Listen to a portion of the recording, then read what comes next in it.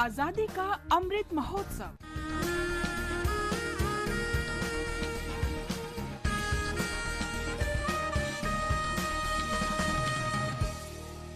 Azadi ka Safar with AIR News. Birth of a Nation. India's glorious freedom struggle is one of the greatest struggles the modern world has ever witnessed. AIR News brings you a glimpse of the struggle every day.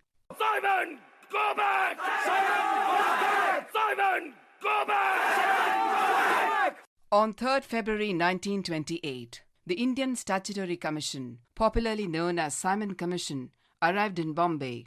The commission was constituted to report on the working of the Government of India Act of 1919. The purpose of their visit was to study constitutional reform in British India and to suggest more such reforms. The commission consisted of 7 members, all of whom were British, under the joint chairmanship of John Simon and Clement Attlee. Since the British administration had failed to include even a single Indian in the commission, it was strongly opposed by national leaders and freedom activists. Simon Commission! Simon Commission! Bharat Mata ki Jai!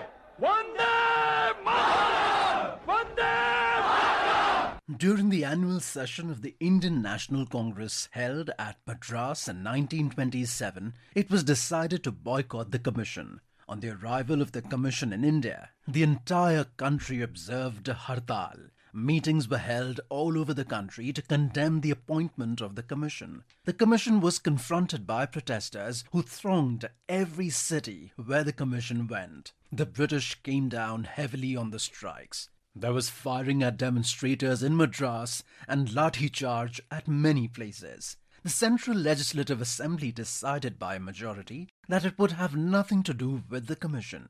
All over the country, the cry of Simon, go back was raised. In Lucknow, Govind Ballabh Pant suffered blows of police lathis. The lathis blows crippled Govind Ballabh Pant for life.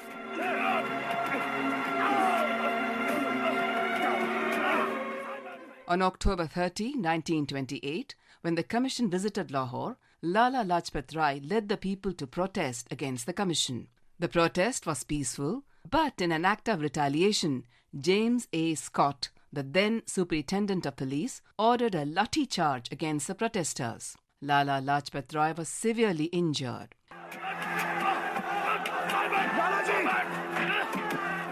In spite of being subjected to brutal blows, Lala Lajpat Rai addressed the crowd even before the arrival of medical help and stated that the blows struck at him were the final set of nails in British India's coffin. Unfortunately, Lala Lajpat Rai succumbed to his injuries on November 17, 1928.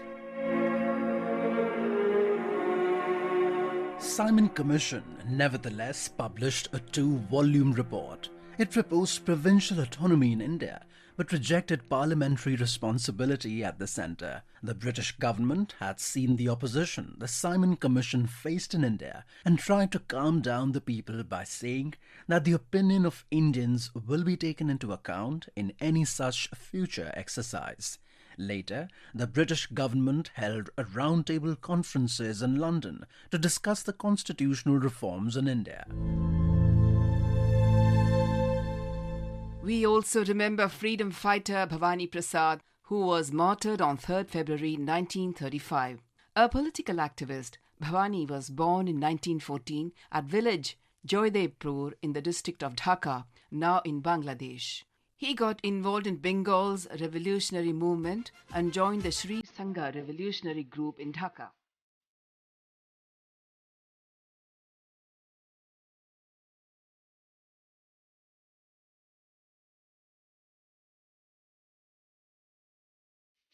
In 1934, Bhabani Prasad, along with his comrades Ravi Ranjan Banerjee, Manoranjan Banerjee and Ujjwala Majumdar, planned to assassinate the oppressive governor of Bengal, John Anderson, at the Lebong race course, Darjeeling, on the 8th of May 1934.